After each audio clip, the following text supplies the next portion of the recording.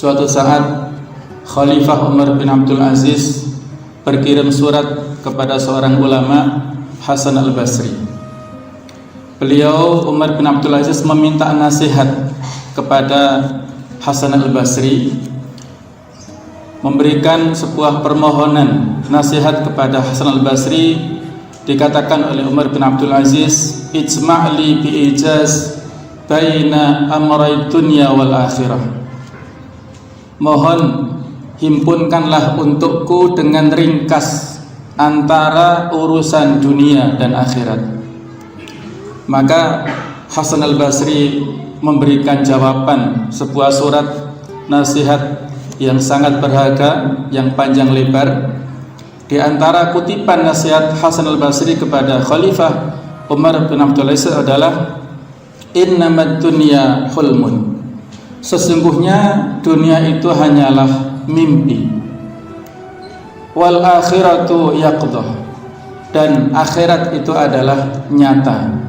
Wal mautu mutawassitun. Dan kematian itu adalah pertengahan, penghubung antara kehidupan dunia dan kehidupan akhirat. Wa nahnu fi adghathi ahlam. Sementara kita semua ini berada pada mimpi yang melenakan. Man hasaba nafsahu rabiha. Barang siapa yang bermuhasabah, mengevaluasi dirinya, maka dia mendapatkan keberuntungan. Wa man ghafila anha khasira. Dan barang siapa yang lalai, tidak pernah mengevaluasi dirinya, maka dia adalah orang yang rugi.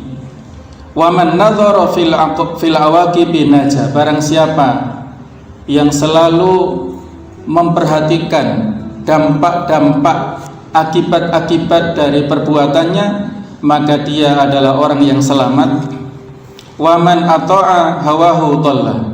Barang siapa yang mengikuti hawa nafsunya, maka dia adalah orang yang tersesat. Wa man halima ghanima. Siapa yang bijak, maka dia akan mendapatkan keberuntungan. Wa man khaufa salima. Dan barang siapa yang memiliki rasa takut, maka dia adalah orang yang selamat. Wa man i'tabara absara.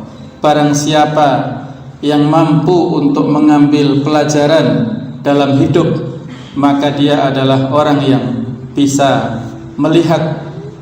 Wa man absara fahima.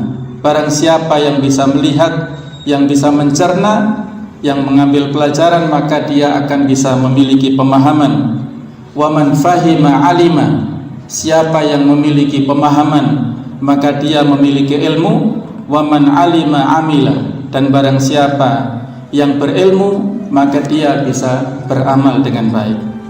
Fa idza zalta farji. Apabila Anda tergelincir, maka kembalilah, bertaubatlah maksudnya. Wa idza nadimta fa aqli. Dan apabila Anda menyesal, maka berhentilah melakukan kemaksiatan atau melakukan dosa. Wa idza jahilta fas'al. Apabila Anda tidak memiliki pengetahuan, tidak tahu tentang suatu urusan, maka bertanyalah. Wa idza ghadibta fa amsik. Dan apabila Anda marah, maka hendaklah tahanlah, bersabarlah. Jamaah sekalian, ini adalah potongan dari sekian panjang nasihat yang disampaikan oleh seorang alim, ulama besar, yaitu Hasan al-Basri, kepada Khalifah Umar bin Abdul Aziz, yang mana nasihat ini adalah juga diperuntukkan kepada kita semuanya. Diawali nasihat ini adalah dengan mengingatkan kepada kita semuanya, innamad dunya hulmun. Sesungguhnya dunia itu adalah mimpi. Apapun yang kita perankan di dunia ini, apakah kita yang menjadi pejabat ataukah rakyat biasa, apakah kita yang kaya ataukah miskin, apakah kita yang berada atau serba kekurangan, maka semua itu adalah merupakan mimpi. Mimpi yang tidak sebenarnya. Wal akhiratu yaqdah. Dan kehidupan akhirat itu adalah sebuah fakta, sebuah kenyataan. Mimpi tentunya ada batasnya.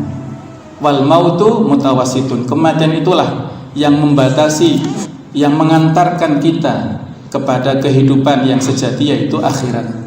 Oleh karena itulah jamaah sekalian, apabila kita menyadari bahwanya kehidupan dunia ini adalah hanya sekedar mimpi atau merupakan sandiwara, merupakan drama, bukan kehidupan yang sebenarnya, maka kita tidak boleh lalai. Allah mengingatkan, wamal hayatud dunya illa mata'ul ghurur. Kehidupan dunia adalah tidak lain kecuali hanya sebatas kesenangan yang membuat kita lalai. Maka oleh karena itulah kita sadari kehidupan dunia yang sementara, dan apapun yang kita perankan di dunia ini adalah merupakan konsekuensi nanti yang akan kita terima di akhirat. Kehidupan akhirat adalah kehidupan yang kekal, yang abadi, yang sebenarnya. Kemudian wa nahnu fi adghafi ahlam. Kita ini berada pada mimpi yang terlenakan, ibarat orang tidur. Ini kita dalam kondisi mimpi yang sangat melenakan. Kita tertipu oleh adanya mimpi tersebut.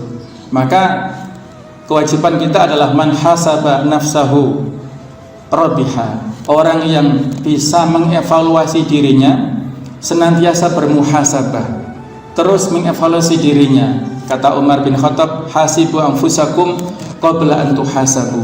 Hisablah diri kalian sebelum nantinya dihisab oleh Allah Ta'ala pada yaumul hisab. Kalau kita sering mengevaluasi diri kita, maka insya Allah kita akan mendapatkan keberuntungan. Apakah hari-hari kita ini sudah terwarnai dengan kehidupan atau dengan niat-niat yang ikhlas, niat-niat yang baik dalam hari-hari kita, aktivitas kita? Apabila sudah, maka alhamdulillah. Kalau belum, maka mari kita tata niat bersama. Baik itu kehidupan kaitannya dengan muamalah, ketika kita niatkan untuk ibadah ikhlas karena Allah, maka itu akan berpahala. Ada orang yang keluar rumahnya pagi-pagi bekerja, tujuannya adalah dunia. Waktu yang dihabiskan sama, pagi sampai sore, bahkan sampai petang. Tapi ada yang keluar rumah sama-sama bekerja, namun dia adalah lillahi ta'ala, untuk menghidupi istrinya, anaknya, ikhlas karena Allah, maka nilainya itu adalah fisabilillah. Dia mendapatkan pahala dengan waktu yang telah dialokasikan itu. Sama-sama waktu yang dialokasikan, tapi karena niat yang berbeda, maka menghasilkan dampak yang berbeda pula.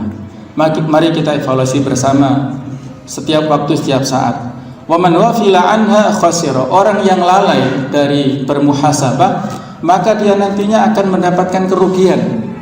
Ibarat orang berdagang, dia tanpa pikir panjang mengeluarkan modal yang sekian banyak, tidak berpikir tentang peluang dan akibatnya, peluang dan ancamannya, hanya sekedar mengeluarkan uang yang sekian banyak, maka dia akhirnya mendapatkan kerugian. Dan dalam perspektif Muslim, itu adalah seperti orang yang muflis, orang yang bangkrut, yang semula dia merasa kebaikannya sangat banyak, tetapi akhirnya dia bangkrut, tidak mendapatkan dampak baik apapun nanti di akhirat, karena dia suka mencaci sana, omongannya suka menghina sana, menghina sini, suka provokasi, maka kebaikannya itu akan diambil oleh orang lain. Wa man nadhara fil awaqibi naja. Orang yang suka untuk merenungkan, melihat segala sesuatu dampak akibat dari apa yang dia kerjakan, maka dia bisa selamat. Al muslimu man salimal muslimuna min lisanihi wa yadihi. Orang muslim yang sebenarnya itu adalah orang yang orang lain merasa selamat, aman dari kalimatnya dan juga dari perbuatannya. Orang lain merasa nyaman apabila berinteraksi dengan kita, itulah orang mukmin yang sebenarnya. Tapi sebaliknya, kalau seseorang yang walaupun dia mengaku muslim, tetapi tetangganya, orang lain tidak merasa aman dari kalimatnya, dari perbuatannya, maka dia mendapatkan murka dari Allah Subhanahu wa taala. Wa man ata'ahu dhalla. Siapa yang mentaati hawa nafsunya, maka dia tersesat. Nafsu ini memiliki ciri khusus yang spesifik. Ada yang mengibaratkan nafsu itu seperti anak kecil. Apabila dituruti, maka tidak ada hentinya. Kalau kita punya anak, punya cucu misalnya, tidak dihentikan sesuatu yang barangkali membahayakan baginya, maka terus dia tidak mengetahui dampak bahaya dari perbuatannya. Nafsu kita juga seperti itu. Ketika dituruti terus menerus, tidak ada pembatasan, tidak ada pengekangan, maka akan berdampak luas dan akan membabi buta, tidak bisa kita bendung nantinya. Waman halima ghanima, siapa yang punya sifat yang bijak, maka dia akan mendapatkan keberuntungan. Berhati-hati, waspada dalam kehidupan ini. Al-hilmu sayyidul akhlak, sifat bijak itu adalah merupakan akhlak yang utama, tidak gerusa-gerusu. Al-ajal minasyaiton, terburu-buru itu adalah merupakan kebiasaan syaitan. Maka segalanya harus kita nikmati dengan khusyuk, dengan sesempurna mungkin, khususnya dalam hal ibadah sholat kita misalnya.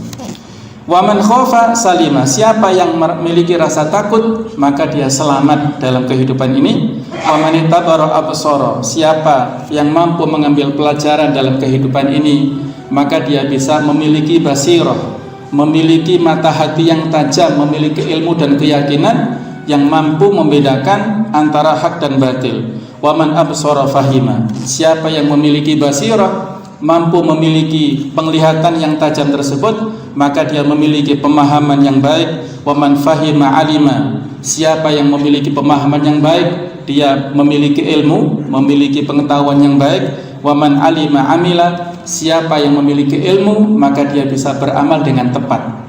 Kita beramal khususnya dalam ibadah harus punya ilmu. Dalam muamalah juga demikian, harus punya ilmu. Yang dengan itulah insya Allah apa yang kita lakukan senantiasa tidak lepas dari hukum-hukum Allah SWT. Fa idza zalta farji, apabila kita mengalami sesuatu yang tergelincir, apakah dosa kemaksiatan, maka kita segera kembali bertaubat kepada Allah SWT.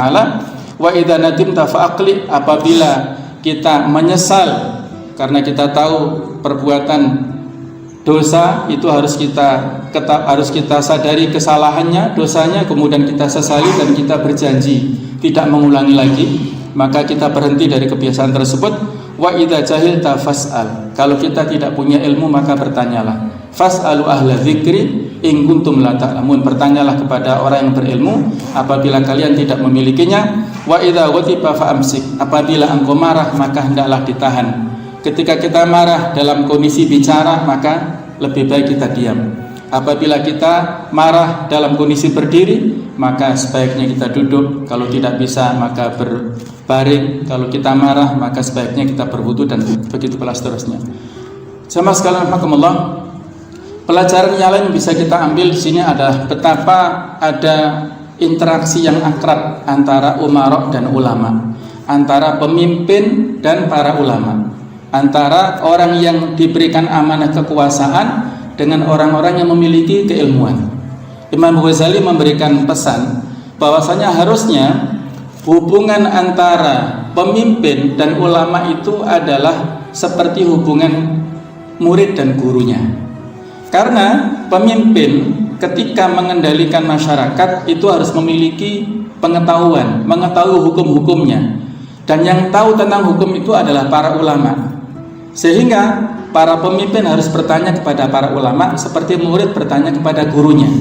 Maka seharusnya pemimpin memposisikan ulama seperti gurunya, bertanya apabila tidak tahu, apabila tidak memiliki hukum atau mengetahui sesuatu halal haramnya maka bertanya kepada ulama. Itulah seharusnya hubungan antara ulama dan para umara itu.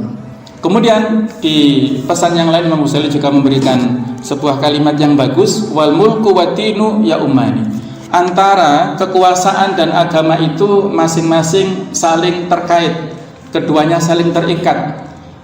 Fatinu aslun wasultanu harisun, agama itu adalah seperti pondasi, sementara kekuasaan, penguasa itu adalah seperti penjaganya.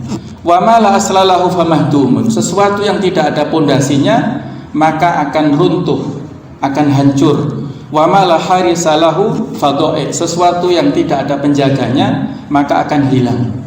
Seharusnya seperti itu ya, komunikasi, interaksi antara umara, para pejabat, para penguasa dan ulama saling terkait, saling membutuhkan. Ad-din ini adalah mewakili ulama tadi. Ulama yang memiliki kapasitas dalam bidang agama adalah aslun, pondasinya, dasarnya. Sesuatu yang tidak berdasar, yang tidak ada pondasinya maka runtuh. Jadi kalau ada pendapat ataupun opini-opini di masyarakat bahwasanya agama itu nomor sekian, kita urusan dunia tidak perlu kaitan dengan agama, ini pemikiran-pemikiran yang merusak. Karena segala sesuatu yang tidak dilandasi dengan agama, maka seperti bangunan tanpa pondasi akan gampang hancur. Dan juga apabila agama ini tidak dilindungi oleh penguasa, tidak dilindungi dengan kebijakan yang baik, dengan undang-undang dan aturan yang baik, maka agama ini akan lalai, akan hilang, akan dilupakan dan ditinggalkan oleh pemeluknya. Maka semuanya saling terkait, saling terikat.